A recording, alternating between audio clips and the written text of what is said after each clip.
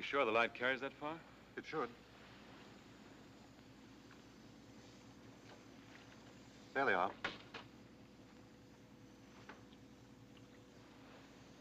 What'd you say? Says they're all set, sir. Tell him we're coming in.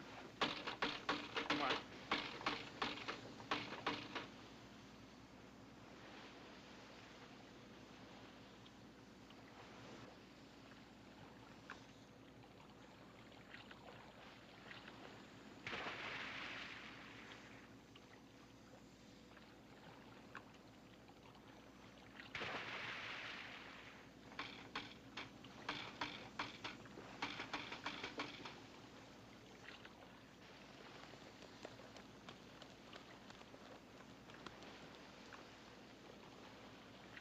These were British commandos, and the purpose of this carefully plotted raid was the death of one man.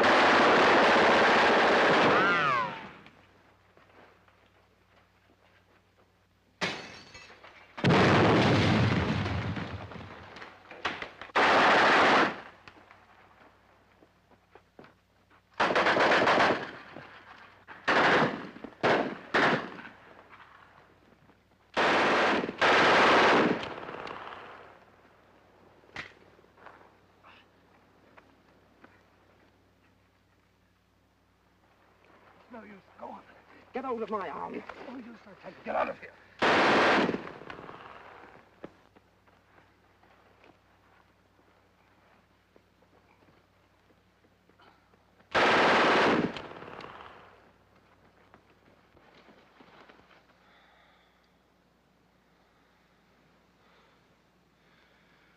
Did we get him? Are you serious, Englishman?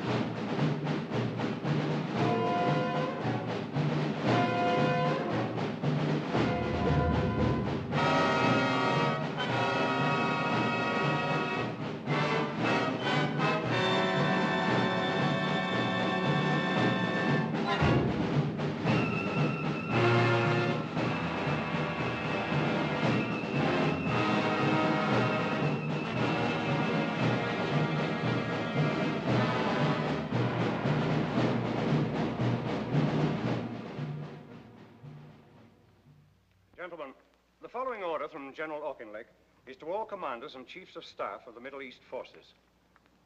There exists a real danger that our friend Rommel is becoming a kind of magician or bogeyman to our troops, who are talking far too much about him. He is by no means a Superman, although he is undoubtedly very energetic and able. Even if he were a Superman, it would still be highly undesirable that our men should credit him with supernatural powers.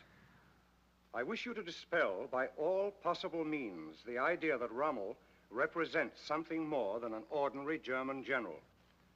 Please ensure that this order is put into immediate effect and impress upon all commanders that from a psychological point of view, it is a matter of the highest importance. Signed, C.J. Auchinleck, General, Commander-in-Chief, MEF. This is the North African desert in June of 1942. And these are British soldiers taken prisoner the night before by units of the German Afrika Korps.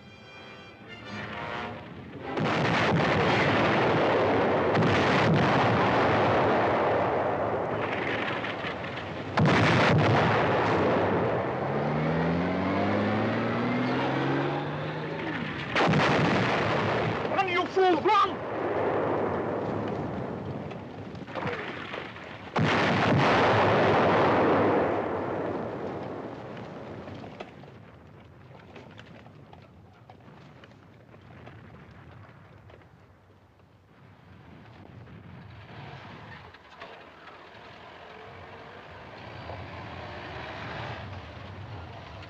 You, come on, get out of there. Get over with the other prisoners.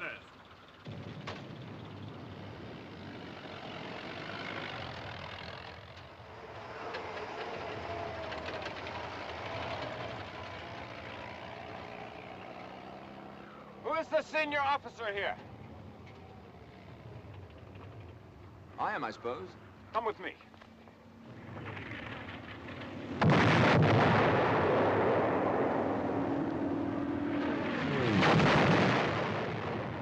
What's your rank? Lieutenant Colonel. All right, Colonel, I want you to go along with these two officers on the flag of truce and tell that battery to stop firing. Tell them they're killing their own men. Sorry, I can't do that. Don't tell me what you can or can't do. I'm giving you an order. Here, tie this on that rifle. Listen, Major, I'm a prisoner of war. You can't give me any such order. You know that as well as I do. I'm not going to argue the point with you. Either you do as I tell you, or we'll soon find a way to make you. Are you going or not? Major! Major! What's the row?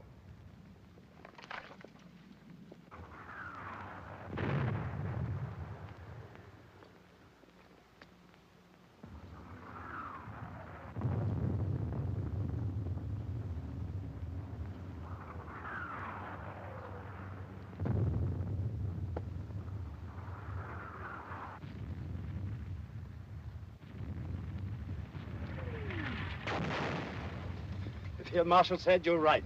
Field Marshal?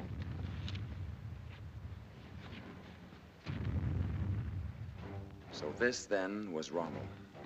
Irvin Johannes Eugen Rommel, Commander-in-Chief of the enemy army and the most celebrated German soldier since World War I. Already a legend in the desert, he was a fox who had chased his hunters back and forth across North Africa about as often as they had chased him. And his tricks and turns had made even the Tommies chuckle, which is scarcely the proper reflex to the enemy in time of war. In spite of which, he was still, of course, my enemy. The enemy not only of my country and the army in which I served, but of all life as I knew it. Not only of democracy as free men had fashioned it, but of civilization itself. My name is Desmond Young. At the time of my capture, I was a lieutenant colonel in the Indian Army. This was my first and only sight of the cool, hard, professional soldier whose scrupulous regard for the rules of warfare had been exercised, in this instance, so fortunately for myself. 2 years and 4 months later, while the British and Americans were still fighting their way across Europe, Irvin Rommel was dead. He was dead, the Nazis reported, of wounds gallantly received on the field of honor. But the Nazis were great liars, of course, and many people wondered. For already there were mysterious rumors floating across the battle lines. So, when the war was over and my military life behind me, I gave myself a mission. I set out to discover what actually had happened to him. What was the truth about his death? And on what field of honor had he died? In a modest home in the tiny village of Herlingen bei Ulm in Württemberg, Germany, I talked long and often with Rommel's son and widow, and examined his letters, reports, and other papers. In Germany, I talked to soldiers who had served with him, over him, and under him. In England, with men who had fought against him, from field marshals to desert rats. And in both countries, of course, I went to the official records. Based on these facts, what now follows is the true story of Irvin Rommel. The beginning of the end for this single-minded soldier came at 9:30 on the evening of October the 23rd, 1942, when at El Alamein, 6 miles of British guns...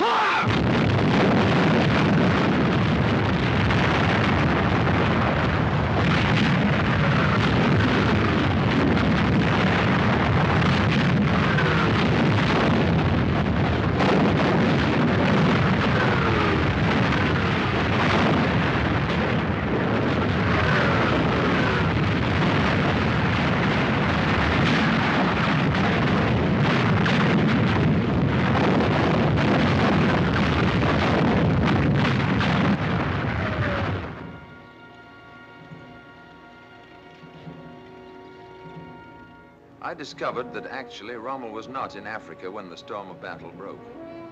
Suffering from a chronic diphtheria of the nose, he had been relieved of his command a month before and flown back to a hospital in Germany.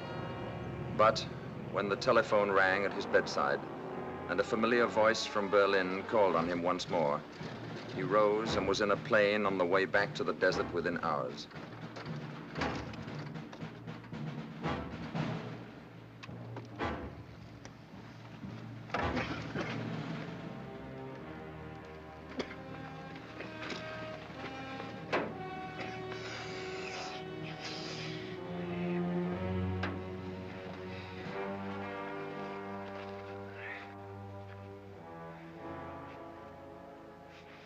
Thank you, Wagner. Still a dandy, I see. Just luck, sir. Good to see Welcome you. back, Nice to see you, sir. Shall we take a look at those maps? Over here. Have you been byline? Oh, very well, I suppose. Did you see Frau Rommel? Yes, she came and stayed a week at Semmering, she and Manfred. Well, I hope. How does it look today? Oh, they simply got too much for us. Too much of everything. If they keep this up much longer, I've no idea how we're going to get out of it. Not with the amount of petrol we've got, anyway. Oh, we've got petrol, haven't we? Some, but not enough. You mean it's still on the way? Neither on the way nor any prospect of it. Who told you that? I've talked to Rome 3 times in the past 2 days. There's no petrol on the way, nor any committed to us, as of 10 o'clock last night. Schultz. Aldinger.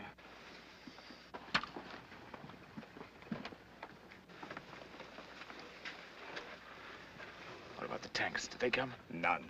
None since I left? No, none since August. What about the guns, the Nebelwerfers? Nothing, I tell you. And no petrol at all? Not a pint.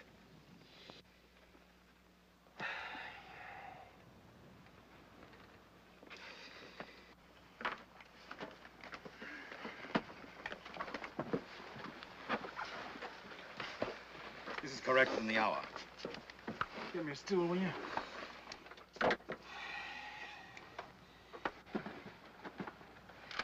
Here's where it's worst.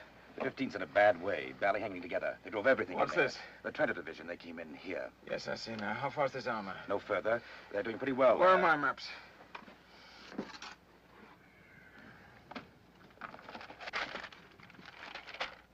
Bring the 21st and Ariete north through here.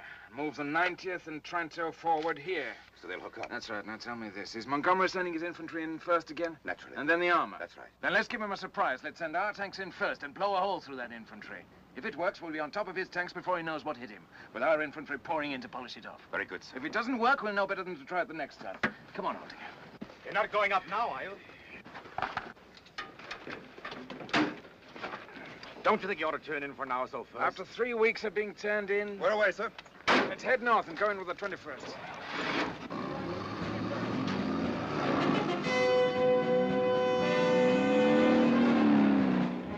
But there was now another fox in the desert, an even craftier one, perhaps. And if the battle boiled into confusion during the next few days, it was a confusion that was clearly more and more in Montgomery's favor.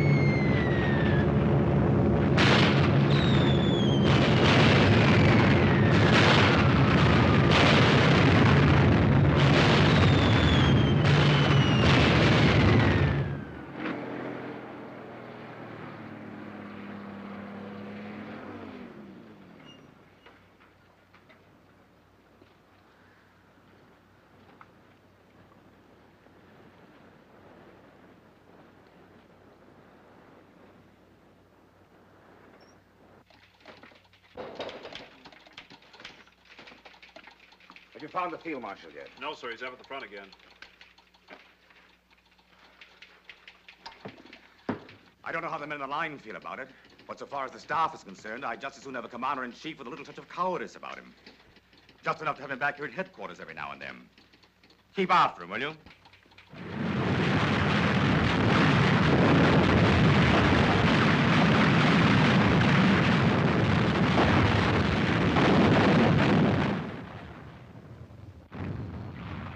By the 10th day of the battle, not even Rommel could have any doubt as to its outcome. There's a limit to this sort of thing. You can't just go on indefinitely until the last man's dead. It's all very gallant and all that, but it's also pretty idiotic. Fontoma wants to pull back to Daba. What about Müller? No answers yet, sir. Where are you from, son? Goslar, sir. Really? I was stationed in Goslar once with a mountain battalion. We did a lot of skiing there. Do you know that run? Very well, sir. Are you any good? Well, sir, 2 years ago... Are you sure Rommel understood I had to have an immediate answer? Yes, sir. I had him repeated back to me. Are you keeping after Müller? Yes, sir. Should you try Berlin? call if he can. Nothing yet, though. No, but he knows the situation. I sent him the whole story last night. If there's anything he can do, he will. No matter what you say to Berlin, we're only a sideshow, and you know it.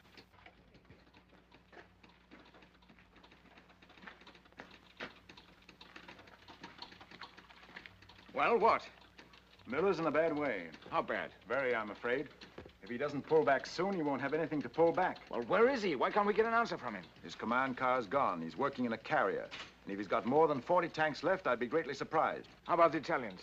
Miller thinks they've had about as much as they can take. Rome calling, sir. Well? Field Marshal Kesselring regrets. Well, that eliminates any further speculation anyway.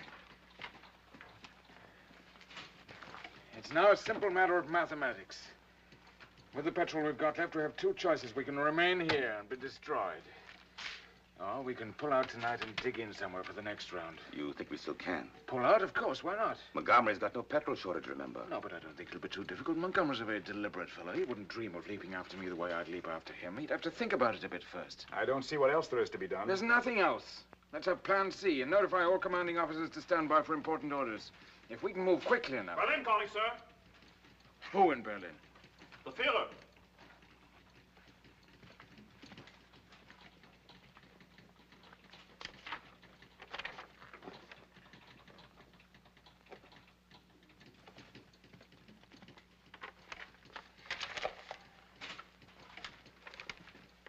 Signed Adolf Hitler.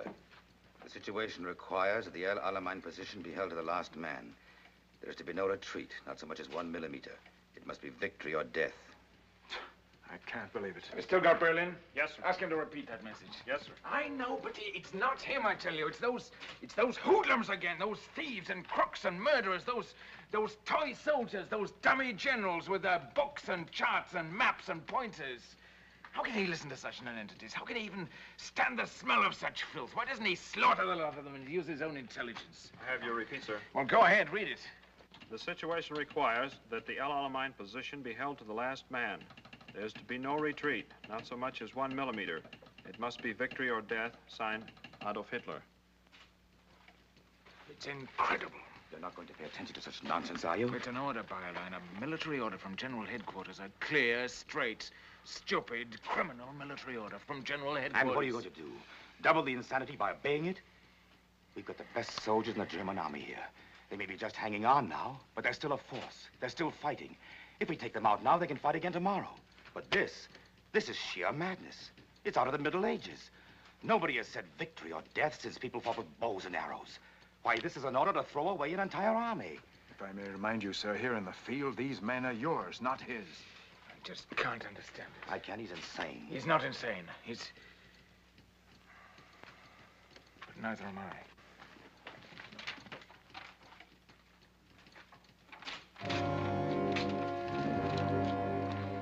Pull him out, Byline. I'll argue with him about it later.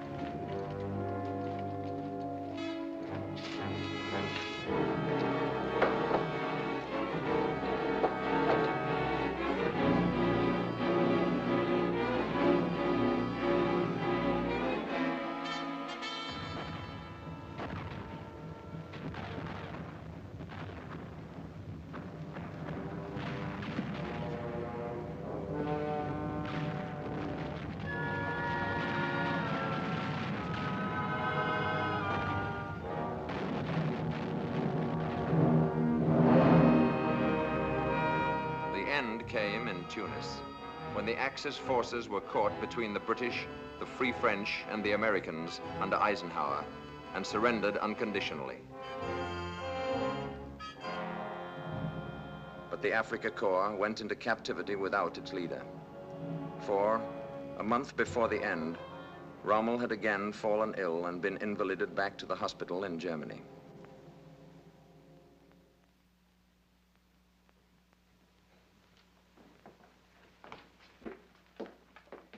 Good morning, Sergeant. Morning, Frau Rommel. Manfred. Morning. Dr. Stolin. Karl Stolin, Lord Mayor of Stuttgart. Dr. Stolin is an old friend of the Field Marshal's. I understand you'll find him much better this morning. All he needed was a little rest.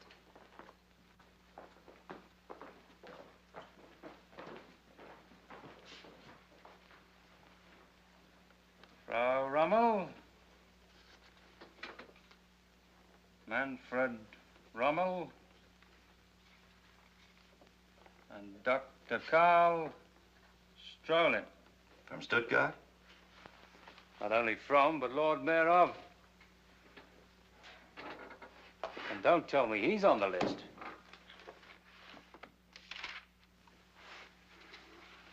Dr. Carl Strolin, Lord Mayor of Stuttgart.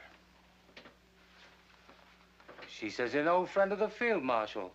Nevertheless, there he is. To be kept under the closest observation whenever discovered beyond the precincts of Stuttgart. Not that it could really be described as an argument. It's impossible to have an argument with him in the sense that you and I could have an argument. He raves, he screams, he goes into such hysterics that it's like trying to make sense with a panic-stricken woman. He called him a coward. Did he really use that word to you? Not once, but several times. In Russia, he said, officers like me had been put against the wall and shot. Nor must I think it couldn't happen to me, too. And that was his thanks. That was his gratitude for all that Erwin has done for him. On the other hand, you mustn't hold people too accountable for everything they say when they're emotionally upset. The war's not going well, and he's naturally worried. But I'm afraid it'll be a long time before I forget what he did to the Africa Corps. What was that? When the end was near, and I asked him to get them out, he said he had no further interest or concern in the Africa Corps. And that was their thanks. Rommel, I should like to ask you a question. Of course, you don't care to answer it, I quite understand, but with your permission, I should like to ask it nevertheless. What is it? Do you really believe that we can win?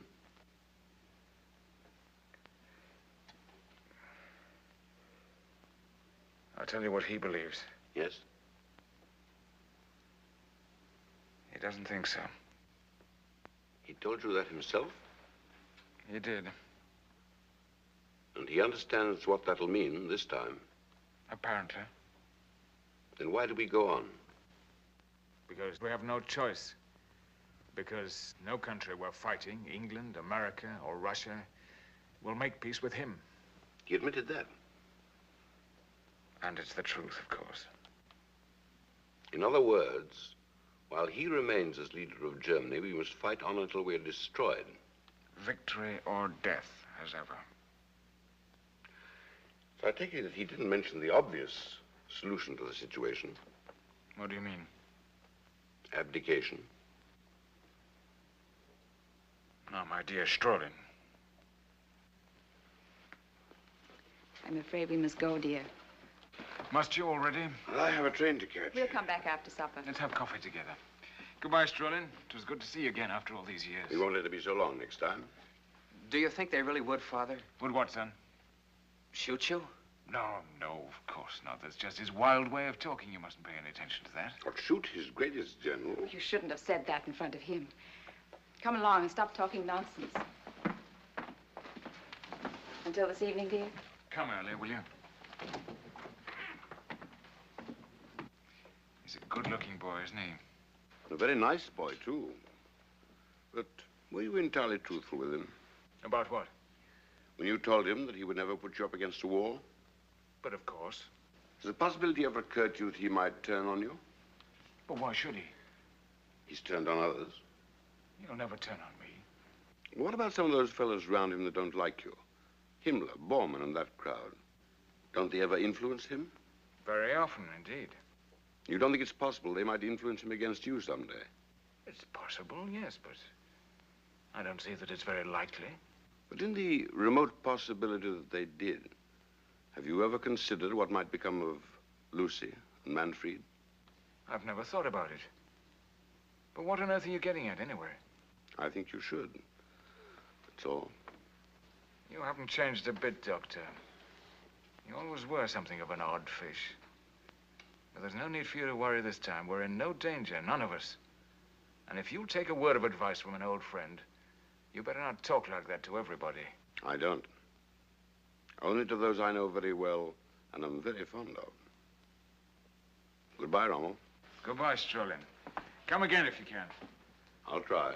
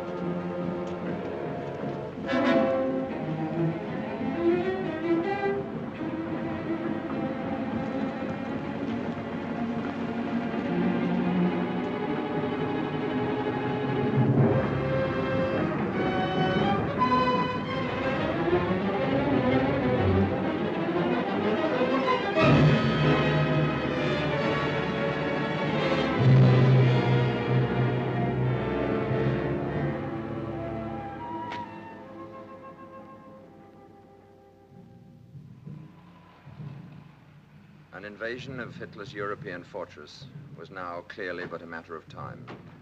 And in November of 1943, Rommel made a tour of inspection of the Atlantic defenses, preparatory to taking command of the Nazi forces that were gathering to resist the assault.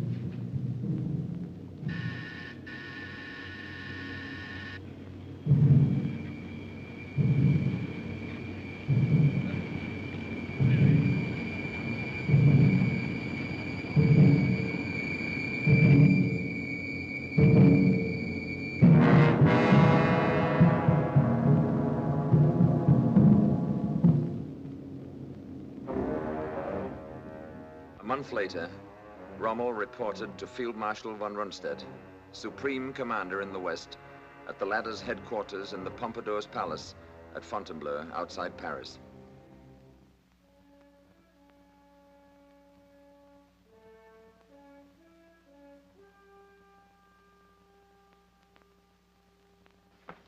Field Marshal von Rundstedt, gentlemen.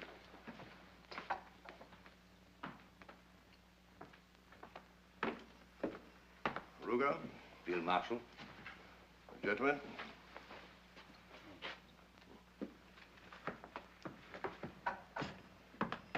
Good to see you, Ronald. Field Marshal. Well, now that you have had an opportunity to examine it closely, what do you think about Atlantic Wall? I'm afraid I haven't quite completed my report yet, but... Then we'll discuss it later, whenever you're ready. I don't imagine the mighty Eisenhower will be on us for another day or so anyway. It wasn't too much a tax on your strength, I hope? Not in the least. I'm entirely recovered now, thank you. I'm delighted.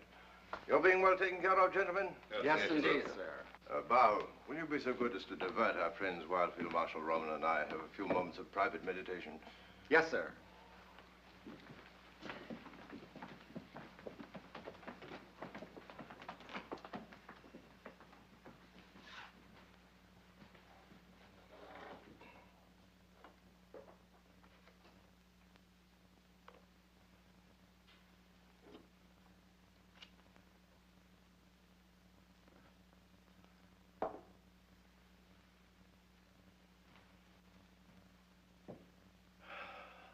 Appalling, wasn't it? You can't even see why it's called a wall. The big ports like Havre and Ostend and Cherbourg are protected well enough, but the enemy's not coming in on the Queen Mary. Nothing at all is being done about the beaches. Why, I saw 50 places where an army of children could come ashore. The trouble is labor. We have the plans for fortifications the devil himself couldn't breach. Solid steel and concrete from Denmark to Spain. But I'm afraid our French friends aren't being as cooperative as they might be. Even when driven to the job, they move like snails. Either we break it up while they're still waiting ashore, or we're in trouble. Is that the way you'd meet it? Stop them on the beaches. Crowd the water with mines and traps and tricks and hit them while they're busy trying to keep themselves from drowning. Here. Down here. And here. I don't agree with you. But the difference of opinion will probably remain academic. As it happens, neither you nor I will determine the tactics in this operation. Not above the regimental level, anyway. You mean Berlin? I mean the Bohemian corporal himself is assuming sole and total command of this operation. You and I will function simply as instruments of his astrological inspirations. And in case you're afflicted with an understandable skepticism, this is official. But that's an utterly impossible situation. Then you should by all means explain that to him. You've made no protest yourself? After you've interfered a dozen times or so with a man's rather enthusiastic determination to cut his own throat, there comes a moment when you're inclined to stand back and view the whole matter with a certain detachment. You've no objection to my pointing this out to him, have you? On the contrary, I bestow my blessings on your courage and optimism.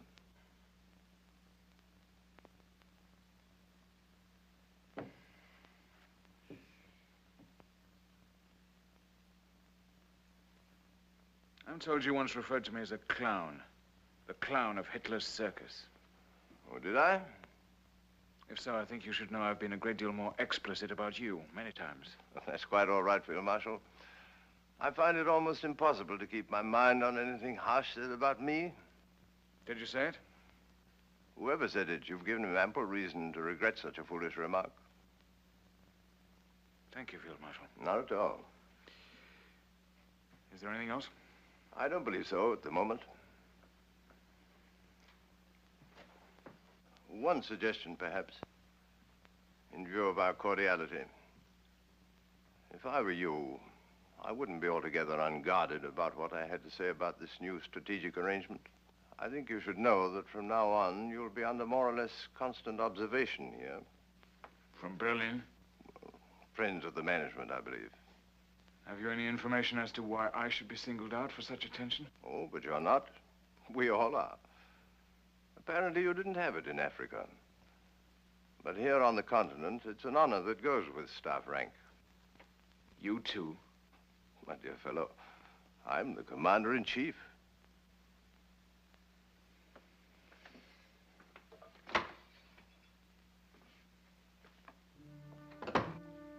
Two months after that, in February of 1944, during one of Rommel's rare absences from the Atlantic frontier, his old friend, Dr. Karl Strolin, sought him out again.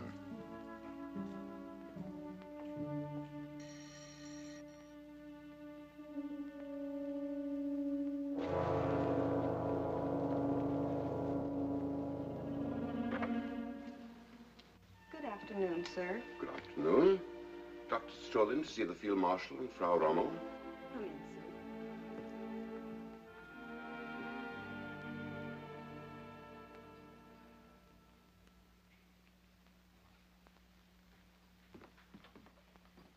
Eisenhower won't try it until spring, of course. But I doubt if I'll get home again before then. Are we ready for it? We will be, I hope.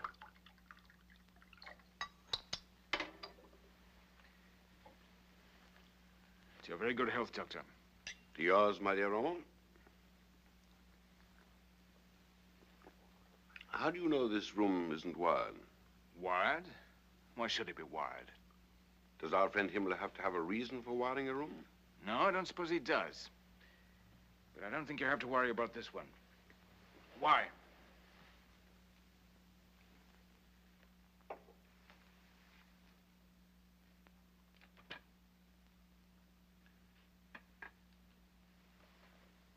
Because I want to talk to you without being overheard. About what? About the Hitler situation. If this is politics, Strolin, I don't want to hear it. Had you rather see Germany destroyed? It's not a matter I want to discuss, I tell you.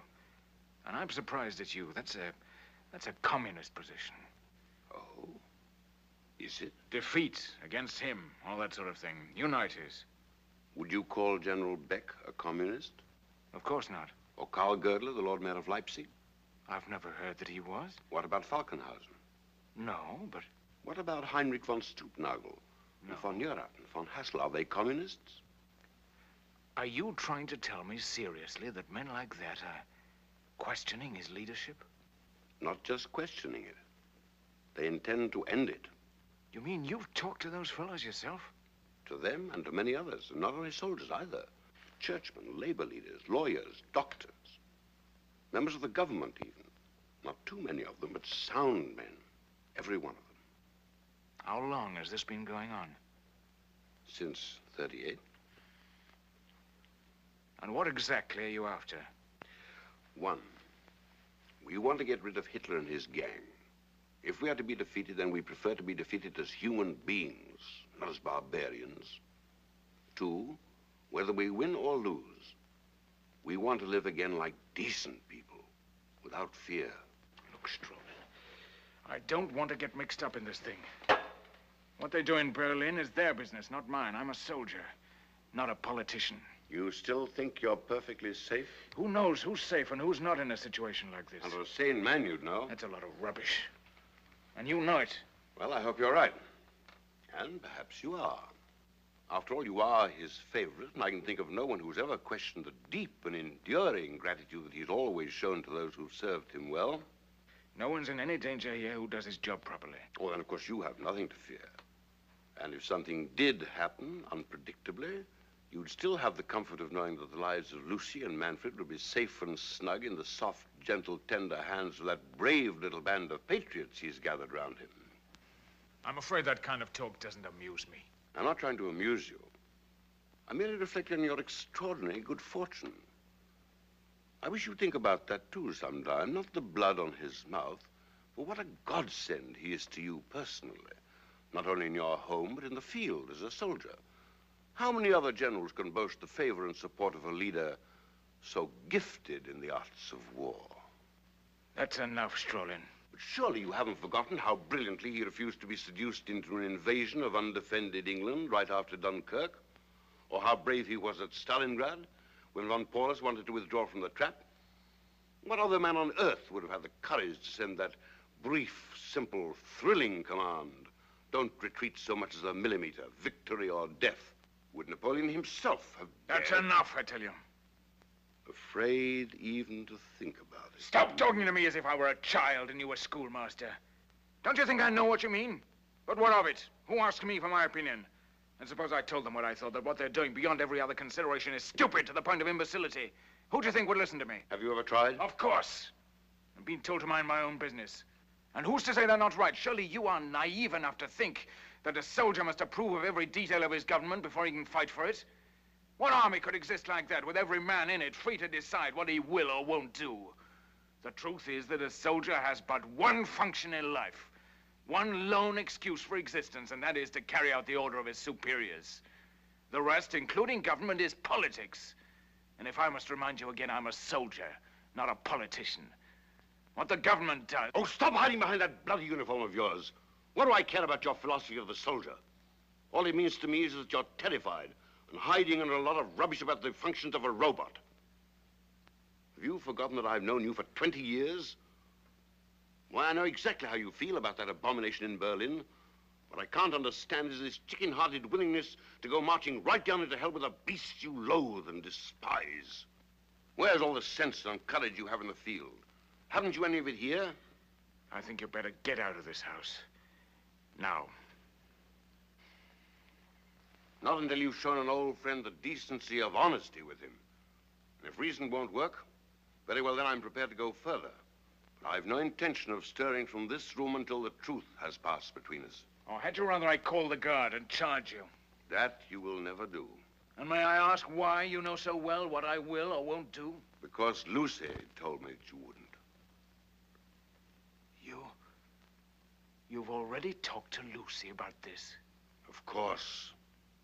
And she sent you to me? Not at all.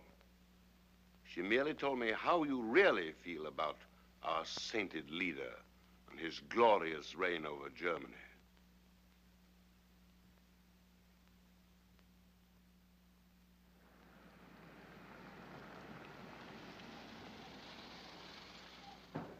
Father!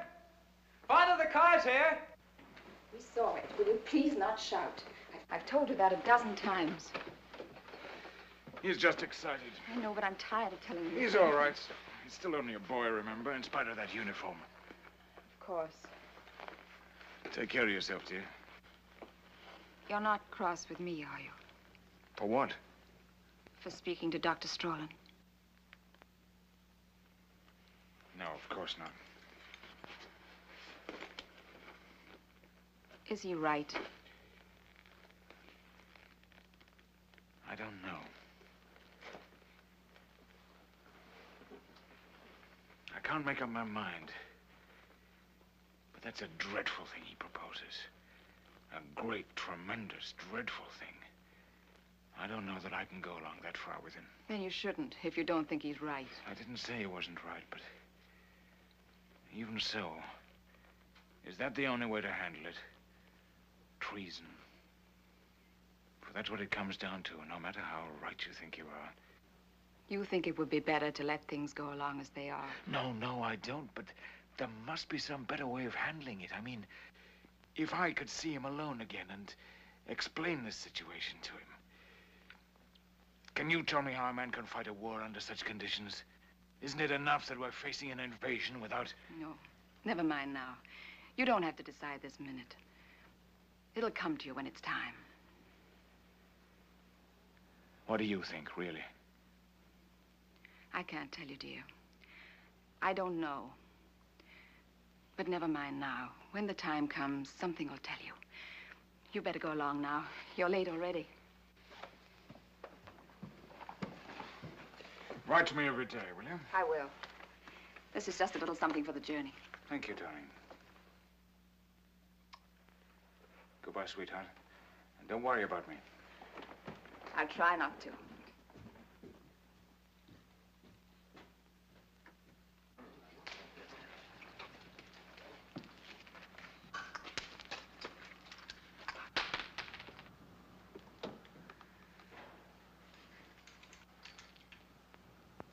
That's all, please.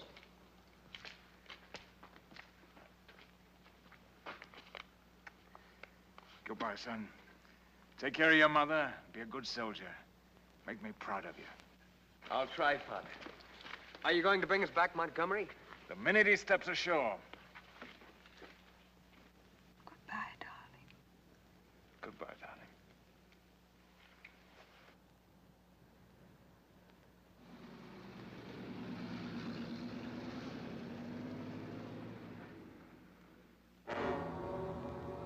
And then, finally, after 4 long years of preparation, it came.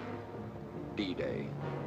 And the greatest armada and the vastest movement of men and arms in the history of the world rose from England and set out for the assault on the beaches of Normandy and the German fortress of Europe.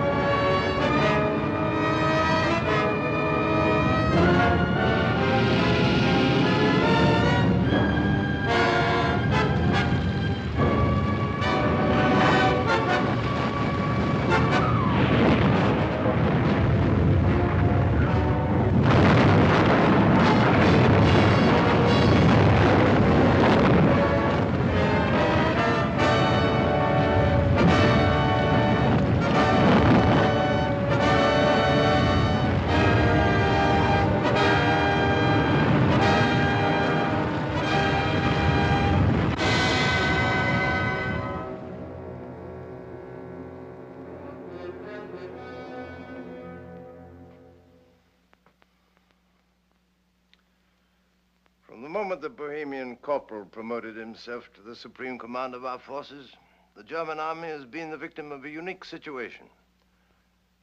Not only too many of the enemy, but one too many Germans. You don't think he's ready to give us the 15th Army yet? I don't see how he can, under the circumstances. His astrologers have informed him that this is only a feint, that the real invasion is yet to come, north of Calais. The 15th Army is sitting on those cold beaches up there, waiting for an invasion that has already taken place, is an excellent example of war by horoscope. We've got to have those troops. If we're not allowed to maneuver, we've got to be able to support these positions. We've got to see him again about it. I tell you this in confidence, Rommel. I don't think anything we can do would be of the slightest use. The pattern for defeat has already been set. Hold fast. Don't give up a millimeter of ground. Victory or death. Wars simply can't be won by men whose knowledge of tactics is based on copybook maxims. They may stir schoolchildren, but they don't stop troops. But give me a free hand for a few months and I'd make them pay for it. I'd make them pay such a price in blood they'd wish they'd never heard of Germany. I might not be able to stop them all, but they'd know they'd fought an army, not a series of stationary targets. And you'll never let us, of course. You know how firm corporals are.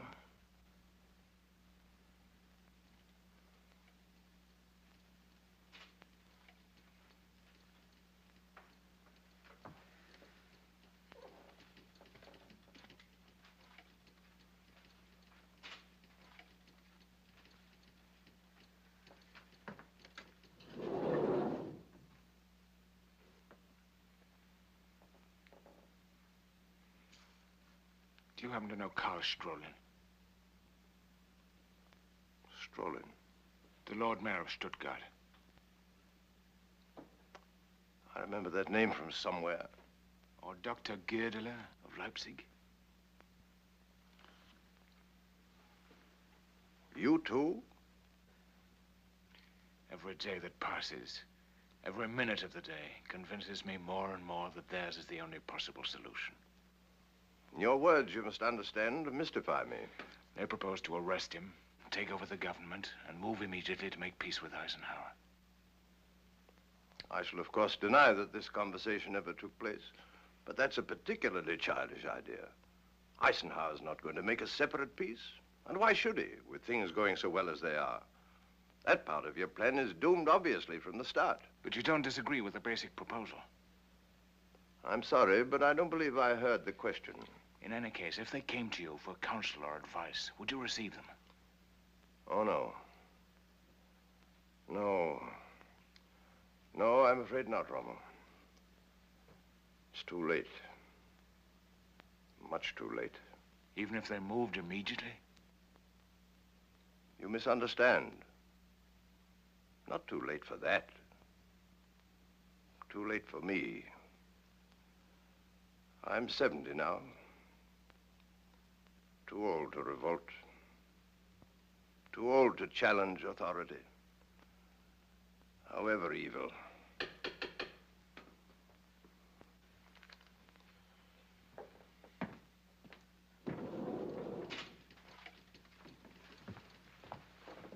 Berlin calling, sir. Marshal Keitel.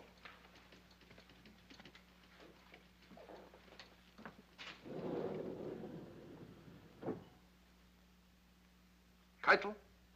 Von Rundstedt. Yeah. Is this true about Cherbourg? I'm afraid so. But this is dreadful. How can I give such news to the Fuhrer? You've reported misfortune to him before. Why should this one present such a problem to you? But that's just it. We've had nothing but bad news for weeks. Isn't there any good news I can give him at the same time? Have you checked on the Russian front this morning? We're not discussing the Russian front. We're discussing yours. This whole situation in the West becomes worse with every report. I'm actually embarrassed to have to give him another disappointment like this. Can't you think of anything we can do about it? Certainly.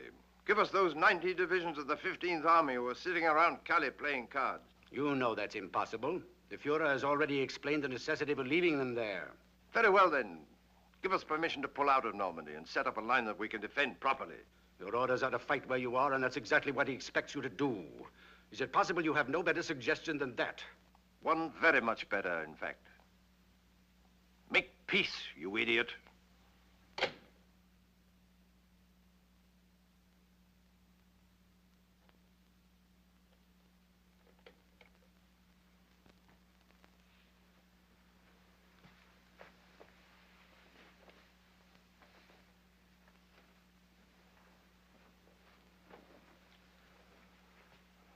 Goodbye again, Rommel.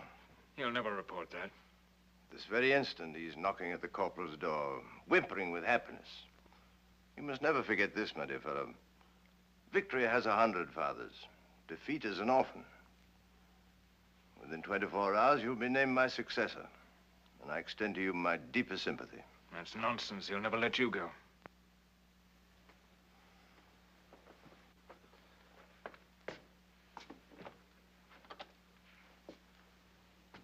But not too old, I might add, to wish your friends the best of luck in that extremely interesting project.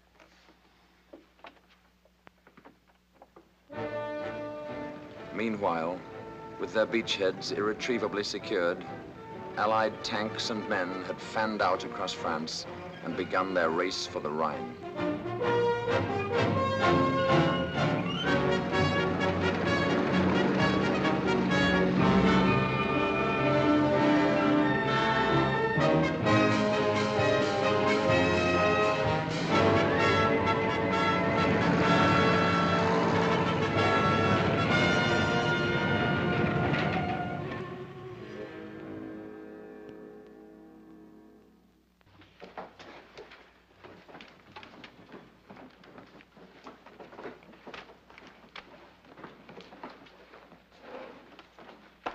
These where you can get to them quickly.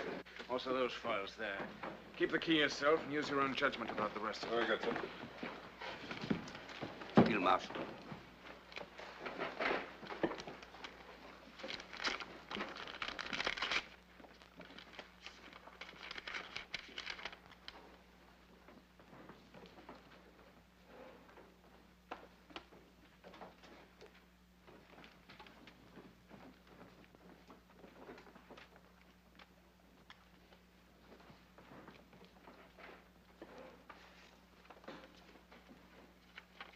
Where is he? In the small room. Aldinger? Yes, sir.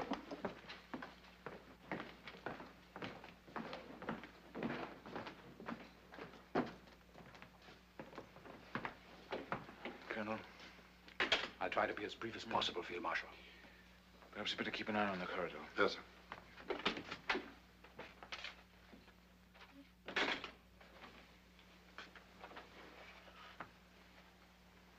Well?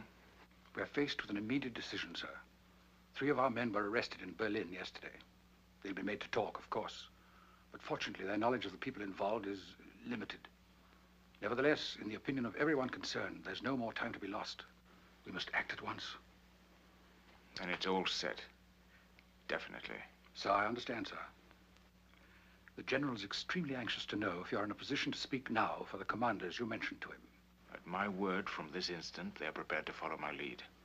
Then I have the Field Marshal's permission to inform General Sloopnagel we may now act at will and without further consultation. Wait here, Colonel.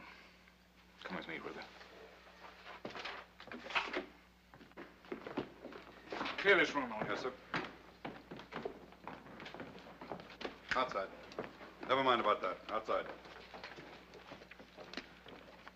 Field Marshal Rommel speaking. Put me through to Field Marshal Keitel. I've got to be certain. Absolutely certain. We can't go through with this if there's even the remotest sign of sense there.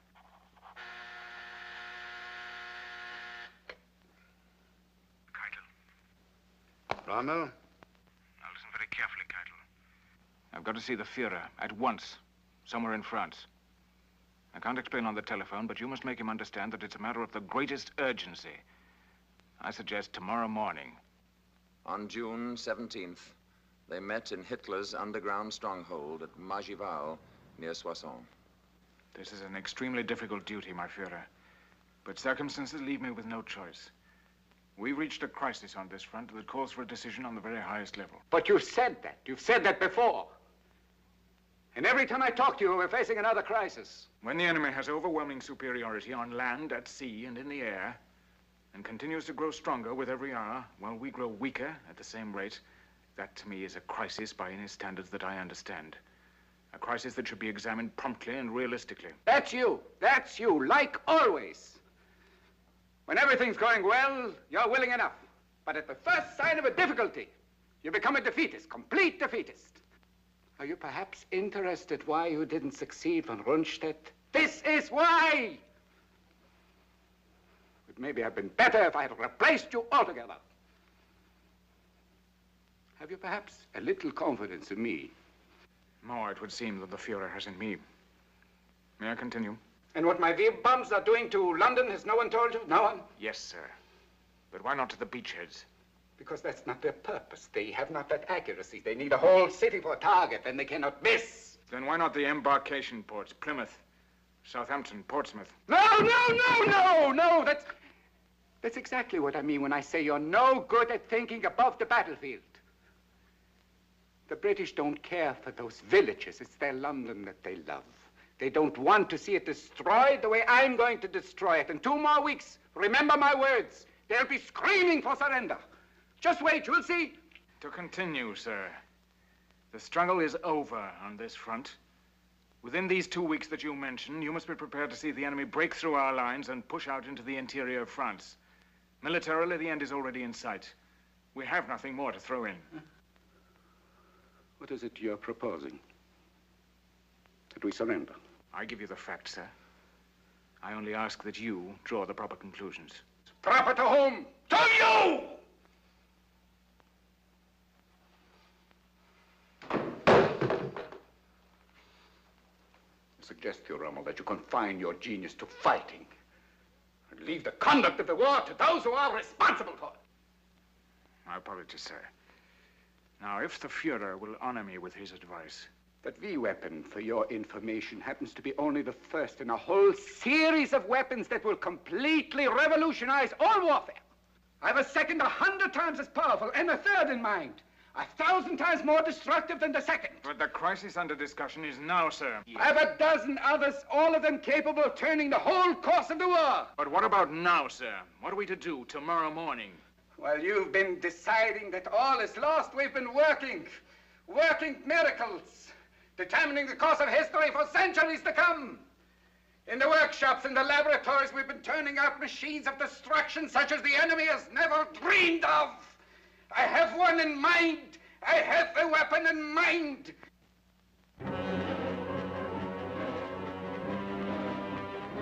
Now definitely committed to the plot to assassinate his Führer, Rommel was still trying to whip fight into his crumbling front, when on June the 17th, on a country road near a village with the ominous name of Montgomery, Aircraft.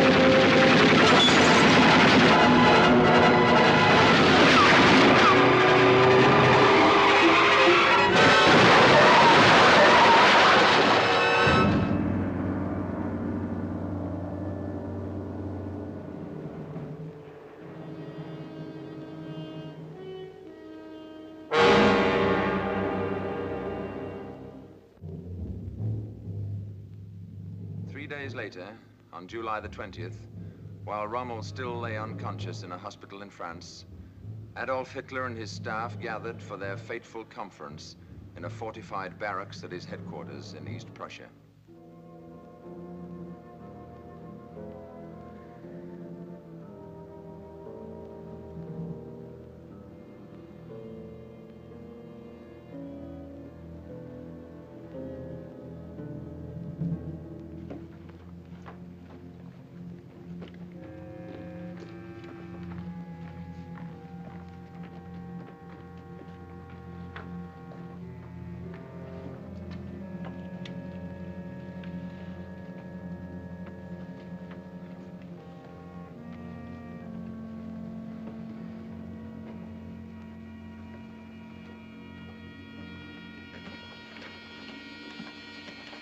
The Fuhrer, gentlemen.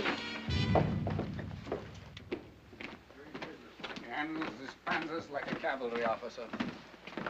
Thank you, gentlemen.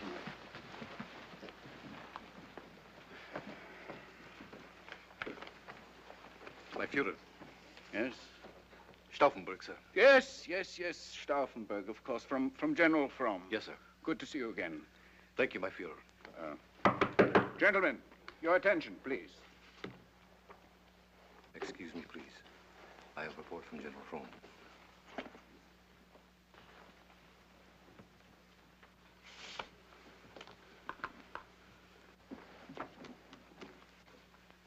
Where's Scaring? On his way now, sir. Hmm?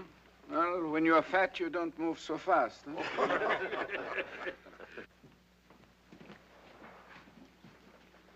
Colonel Count von Stauffenberg? Yes. Telephone, sir. Thank you.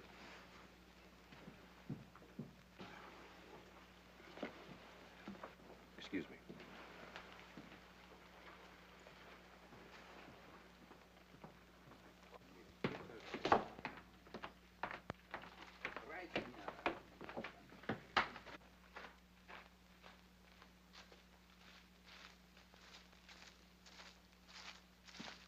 All right. Suppose we start with the Russian front.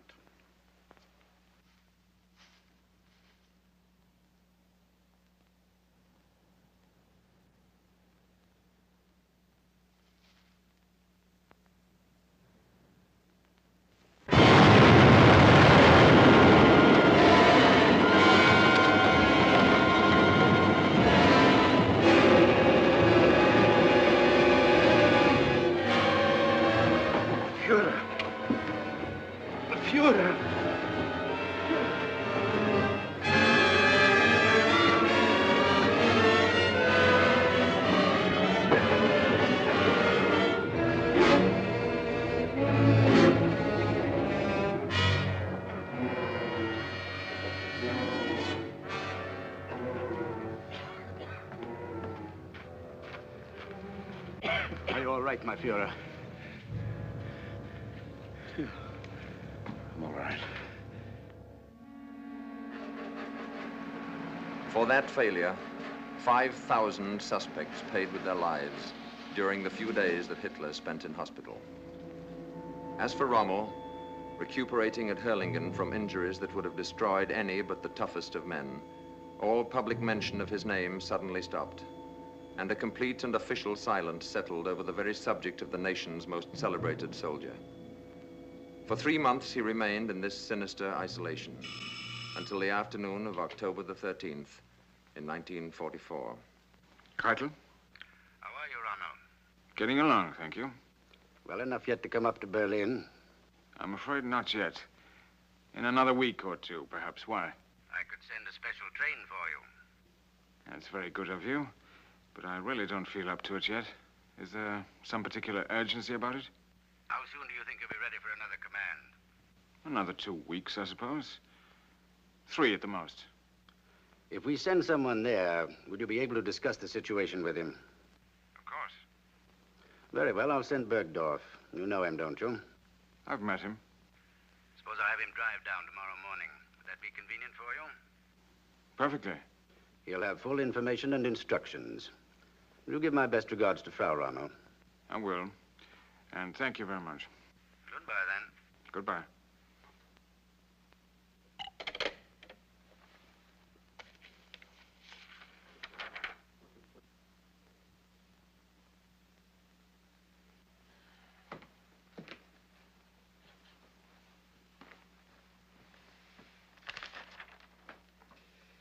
Keitel. He's talking about another command again. When? When I feel like it, I suppose.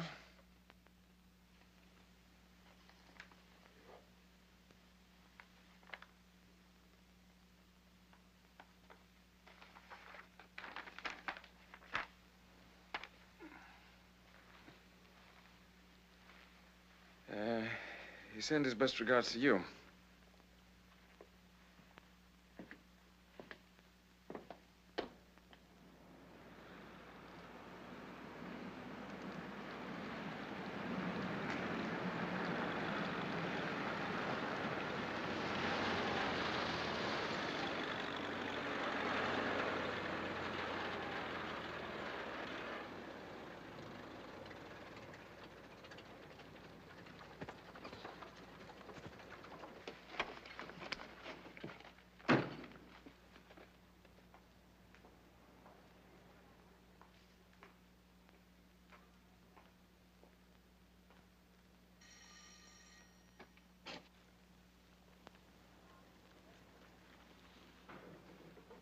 We're here to see Field Marshal Rommel.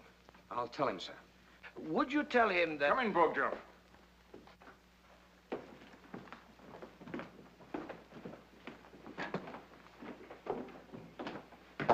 Field Marshal? It's good to see you again. And you, General. I don't believe you've met my wife, have you? I haven't had the pleasure, sir. My dear, will you allow me to present General Burgdorf and General... Meisel, sir. General Meisel. This is my son Manfred and Captain Aldinger. I hope you're not too tired from your journey. Not at all. Thank you, Frau Rommel. Have you time for luncheon and a glass of wine first? Thank you very much, sir, but we're due back in Berlin as quickly as we can make it. Very well, then. If you'll excuse us, dear. This way, gentlemen. Our apologies, Frau Of Rommel. course. But I'm terribly disappointed. Another time, perhaps. I hope so.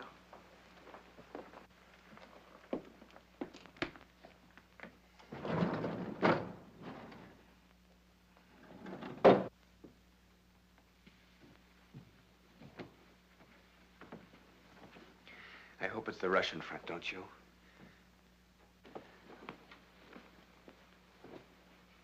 Make yourselves comfortable. Smoke if you wish. I'm not like Montgomery. Smoke doesn't make me unhappy.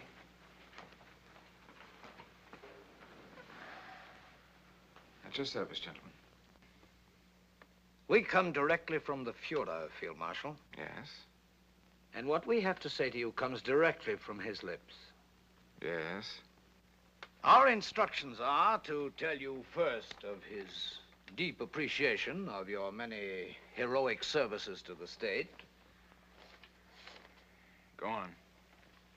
And his regrets over your unfortunate accident. I was sure his silence since then meant only that there were more important matters on his mind. It's a pity that after such a record... If you'll forgive me, General, may we skip your reflections for the moment and get to the message you have for me? Of course, sir.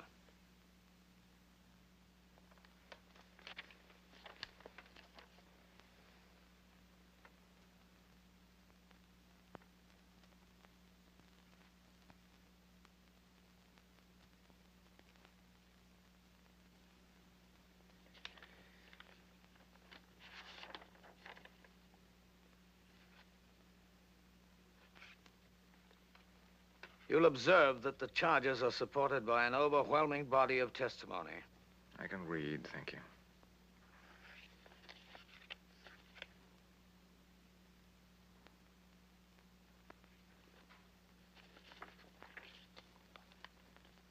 You've been uncommonly fortunate, I see, in deathbed confessions. It's all perfectly legal, I assure you, sir.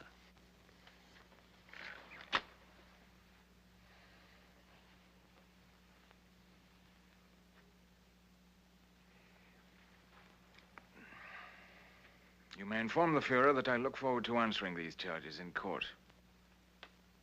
You don't intend to deny them, do you? I said, you may inform the Fuhrer that I look forward to answering the charges in court. The Fuhrer is extremely hopeful that this matter can be settled without exposing it to the inevitable publicity of a court trial. Very well, then. Let him withdraw the charges. His view is that nothing but harm for everyone could come from a trial. My orders are to remind you in the strongest terms possible of the damage that testimony like this could do to your name and reputation. But what does he expect me to do? Plead guilty? To you? Well, naturally, not that, of course. I know what he wants. He wants me to keep my mouth shut. He doesn't want me to speak out and tell what happened where it can be heard. Well, you may tell him for me that that's very thoughtful of him, but that I'm quite capable of taking care of my own name and reputation in my own way, which will be in a proper court of law. But to what end, sir? The verdict is already indicated. He told you to tell me that, too? The evidence is there. What defense is possible? Then, what does he suggest? I think that before we go any further, the field marshal should be warned that this house is entirely surrounded. My order, sir. I'm sure you understand. And both of us are armed. What does he want done? His belief is that it would be to the best interests of all concerned if you should see fit to relieve the situation yourself, quietly and without delay. Go on. The advantages of a solution like that over an ugly exchange of recriminations in an open court are, in his opinion, several and obvious. Most important to him, of course, would be the preservation of your name and fame.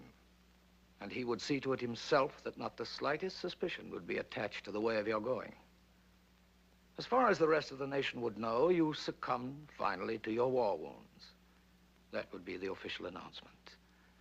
And the state would then honor your memory, and your family as well, with a generosity that would be historic. That was his word, historic.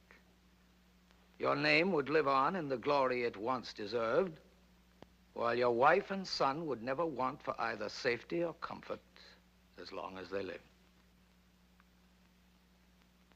I have a choice. In a sense, yes. A choice to die now or later. It amounts to that, I'm afraid. How long have I to make this choice? We're due back in Berlin as early this evening as we can make it. The penalty in this case, I'm told, would be the garrote, death by strangulation. The drug I've brought with me is effective in 3 seconds and painless.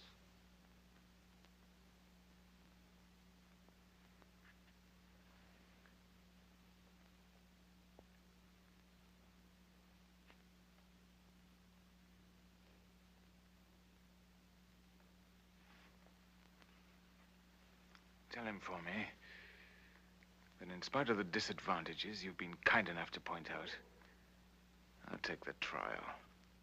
It may be, as you say, a futile defense, but I think it should be heard nevertheless. There might be some value in it for those who hear it. It might even move some to stop and think for a moment or two, as finally I did. Though unfortunately too late. In any case, it's my life, and that's my choice. I confess my disappointment with your choice, sir. My heart, of course, bleeds for you.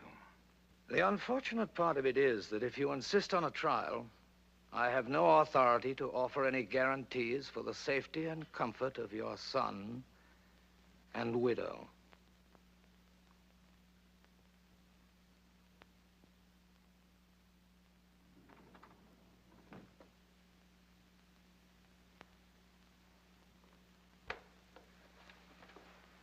They're coming out now.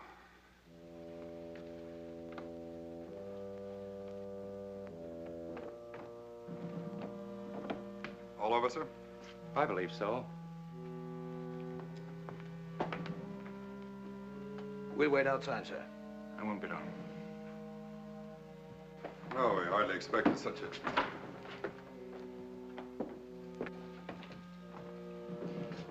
Over already? Wait there, please. I'll be down in a few moments.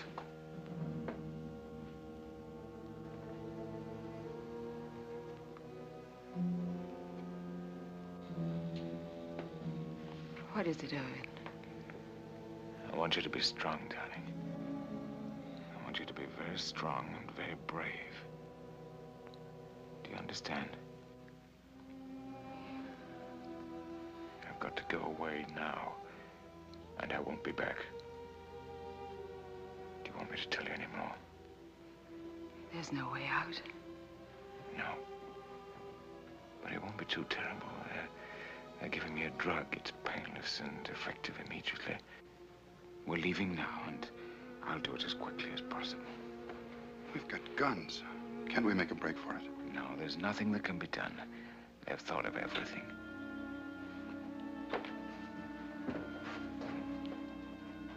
Well, at least we could get them. There's nothing to be done, I tell you. I've got to do exactly as they say. Yes.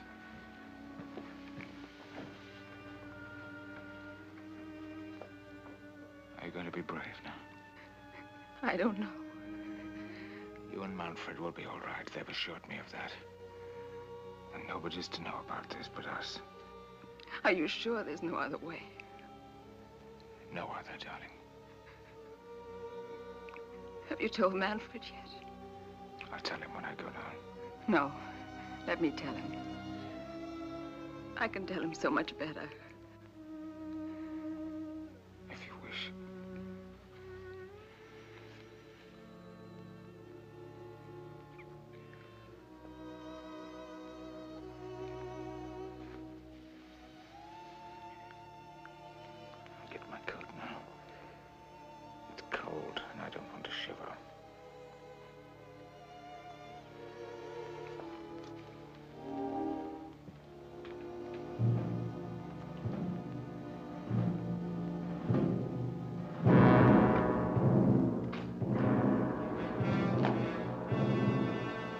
Marshal's coming out now.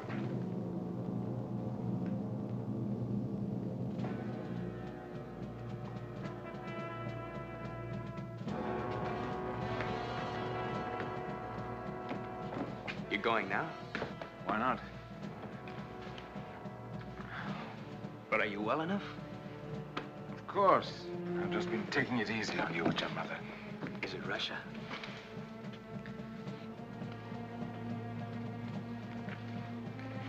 Goodbye, Aldinger. Old dear friend. Goodbye, sir. Take care of them. Yes, sir. Can't you tell me? Don't ask so many questions. You know better than to talk like that to a field marshal. But when will we know? Before very long. Goodbye, son. Be a good boy. Goodbye, Father. You'll stop them, won't you? Lucy.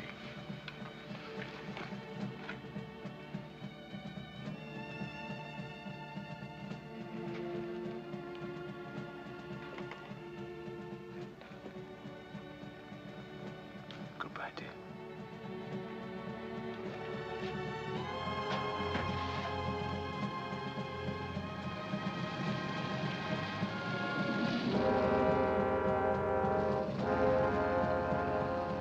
During that last short ride, what may Rommel's thoughts have been? Were they bitter that he had learned too slowly and struck too late? Or did they go back to the desert, where his military genius had first electrified the world? First at Mekelle, then Tobruk, yes, and even El Alamein. In any case, his life and fate have best been summed up, ironically enough, in the words of Nazi Germany's sternest enemy, the Honorable Winston Churchill. His ardor and daring inflicted grievous disasters upon us, but he deserves the salute to which I made him in the House of Commons in January 1942. He also deserves our respect because, although a loyal German soldier, he came to hate Hitler and all his works, and took part in the conspiracy to rescue Germany by displacing the maniac and tyrant. For this, he paid the forfeit of his life.